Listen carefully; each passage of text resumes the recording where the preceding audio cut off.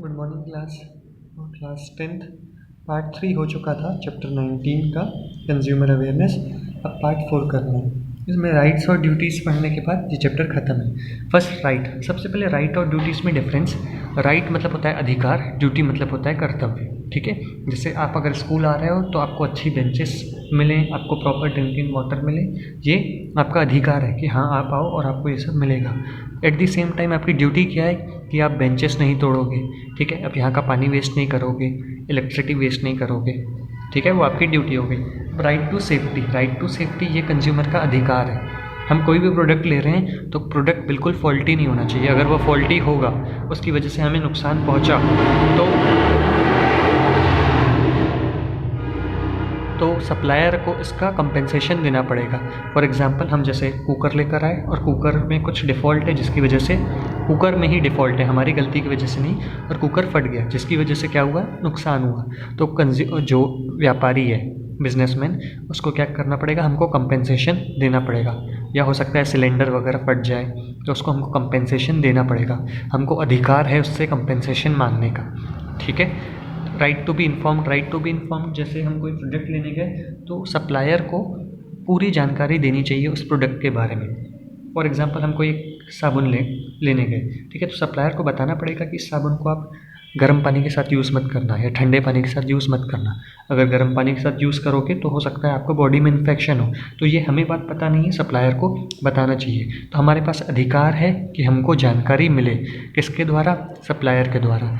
जो सप्लायर को बताना है, उसकी ड्यूटी है बताना, वो उसको बताना चाहिए।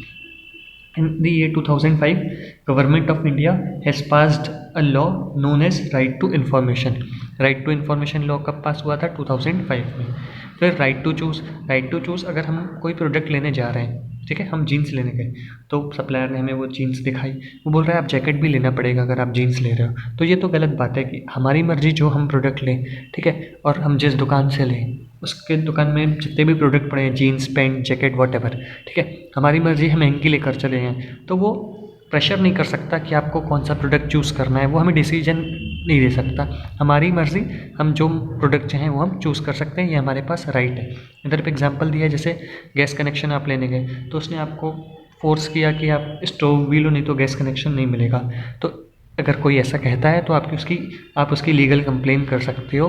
ठीक है, कंप्लेन कर सकते हो कि ये हमें स्टोव लेने के लिए या गैस बर्नर लेने के लिए भी प्रेशराइज़ कर रहा है, हमको सिर्फ गैस कनेक्शन चाहिए। ठीक है, next page. Right to redressal, redressal मतलब होता है सॉल्यूशन, निवारण। ठीक है, अब हुआ क्या कि हमने गए दुकान में और उसने हमें भूल से एक गलत प्रोडक्ट दे दिया और हम घर आए, हमें उसमें डिफेक्ट मालूम पड़ा। अब हम डिफेक्ट मालूम पड़ा, हम वापस उसके पास ले गए, हमने उसे बोला कि ये प्रोडक्ट डिफेक्टिव है, आप चेंज कर दो। तो उसने कहा नहीं, एक बार आप ले गए बदलेगा नहीं। तो ये गलत बात है भाई, हमारे पास प्रोडक्ट गलत आया आपकी वजह से। ठीक है, तो अब आपको वापस करना पड़ेगा, उसका सॉल्यूशन तो निकालना पड़ेगा। तो आप वापस कर दो, और अगर वो वापस नहीं करता है, ठीक है, उसने वापस करने से मना कर दिया तो आपका सॉल्यूशन नहीं हुआ, तो आप क्या करो, कंप्लेन कर दो उसकी। ऐसा हो सकता है, मतलब आपको सॉल्यूशन चाहिए ना, तो अगर वो वापस, एक तो सॉल्यूशन ये है, जाओ उसको प्रोडक्ट को वापस कर दो। अगर वो वापस नहीं कर रहा है तो उसकी कंप्लेन करो, अपने आप उसके खिलाफ लीगल एक्शन लिया जाएगा। इधर पे एक एग्जांपल दिया है, एक पर्सन था मैथ्यू। अब क्या हुआ, उसको जनरल सी प्रॉब्लम थी टॉन्सिल्स की, तो एक सर्जन ने ऑपरेट किया उसको टॉन्सिल्स हटाने के लिए। उसको जनरल एनेस्थीसिया की ज़रूरत थी, एक नॉर्मल सा ट्रीटमेंट की ज़रूरत थी, पर उसको बहुत बढ़ा चढ़ा के दिखाने की कोशिश की गई और उसको एनेस्थीसिया दिया गया, जिसकी वजह से क्या हुआ, वो दिमागी रूप से पागल हो गया। देखिए, हो सकता है कि कोई उसको ऐसा ट्रीटमेंट दिया गया हो, जैसे अगर आप बुखार होता है, अगर हम जाते हैं तो डॉक्टर क्या करे, लगना है 500-600 रुपये, वो 6-8 हज़ार रुपये हमारा खर्चा करवा दे। कैसे, 2-4 दवाइयाँ ज़्यादा लिख दे, 2-3 टेस्ट करवा ले, 3-4 दिन भर्ती कर दे हॉस्पिटल में। ऐसा वो कर सकता है और हम उससे ज़िद भी नहीं कर सकते कि नहीं, क्या हॉस्पिटल में भर्ती होने की ज़रूरत है, बुखार ही तो है। तो फिर वो बोलेगा आप डॉक्टर हो कि मैं डॉक्टर हूँ। ठीक है, तो ऐसा हो सकता है छोटी सी चीज़, बस राई का पहाड़ बना देना, जिसकी वजह से क्या हुआ था, जो मैथ्यू है वो दिमागी रूप से पागल हो गया था, तो उसको कंपेंसेशन मिला, हर्जाना मिला। फिर ड्यूटीज़ ऑफ कंज्यूमर, कंज्यूमर की ड्यूटीज़ बताई गई हैं। जब भी हम प्रोडक्ट लेने जाए तो क्या, उससे बिल ज़रूर लें, गारंटी कार्ड है तो वो ज़रूर लें। वही गुड्स कंज्यूम करें जिसकी सप्लाई प्रॉपर हो, है ना। अगर प्रॉपर सप्लाई ना हो तो वो कंज्यूम नहीं करें, ठीक है। जिसकी वजह से क्या होता है, नहीं तो उसकी गुड्स की फिर क्या हो जाती है कि मार्केट में शॉर्टेज हो जाती है, फिर सब जो व्यापारी है फिर उसका फ़ायदा उठाता है। To have the knowledge of consumer protection laws, consumer protection law की हमें खुद को जानकारी होनी चाहिए, व्यापारी आके हमको जानकारी नहीं देगा, ठीक है। तो यही एक बताया था एक तरीका, जिसकी वजह से क्या होता है कि राइट एजुकेशन लिखा था ना पीछे कि इन्फॉर्मेशन होनी चाहिए, कंज्यूमर को एजुकेशन होना चाहिए, मतलब कंज्यूमर प्रोटेक्शन लॉस उसे पता होना चाहिए। ब्लैक मार्केटिंग और स्मगलिंग को डिस्करेज करना, ये ड्यूटी है कंज्यूमर की, ठीक है।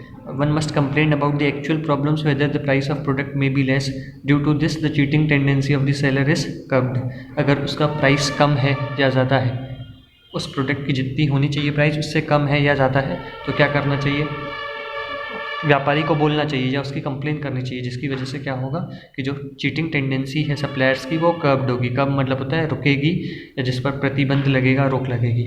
कुछ कुछ प्रोडक्ट होते हैं स्टैंडर्डाइज प्रोडक्ट, तो उन पर अगर ये मार्क लगे हैं तो ये मार्क देख कर एक प्रोडक्ट लिया जाए। The government of India has formed some such institutions which standardise the quality of goods. The mark of EGMARK and ISI is given to industrial and consumer goods. Similarly, wool and woolen clothes are standardized by wool mark. wool product पे wool mark होता है, agriculture पे EGMARK, industrial पे ISI. Efforts which are being made to protect consumer from exploitation are not sufficient. Still in the rural and semi-urban areas it is a complicated problem. शहरों में तो चलो ठीक है, कुछ लोग पढ़े लिखे हैं, ठीक है, चल जाता है काम। पर गाँव में ना आज भी एक्सप्लॉइटेशन होता है इनका, जो पढ़े लिखे नहीं है, है ना, उनको उल्टी सीधी चीज़ें दे दी गई, उनसे पैसा ज़्यादा ले लिया गया, ठीक है, ये बता के कि ओरिजिनल प्रोडक्ट है, तो क्योंकि वो लिटरेट नहीं है जिसकी वजह से उनके साथ ऐसा होता है। Maximum sellers do not provide cash memo at the time of purchase of goods. आज भी ऐसा होता है, हर चीज़ का हम बिल नहीं लेते हैं, क्योंकि हम ज़रूरी भी नहीं समझते, जिस वजह से क्या होता है, कोई इंपॉर्टेंट चीज़ें जैसे रेफ्रिजरेटर, कूलर, एसी, ठीक है, ये अगर आप परचेस करें तो इनका बिल ज़रूर लिया करो, भले ही किराने का बिल ना लो, ठीक है। लेना चाहिए पर नहीं लो तो भी चलेगा, पर ये जो इलेक्ट्रॉनिक इक्विपमेंट है, जो महंगे इक्विपमेंट्स हैं, इनका बिल ज़रूर लिया करो। अगर बिल लेंगे तो वो क्या होगा, प्रूफ हो जाएगा हमारे पास, ठीक है।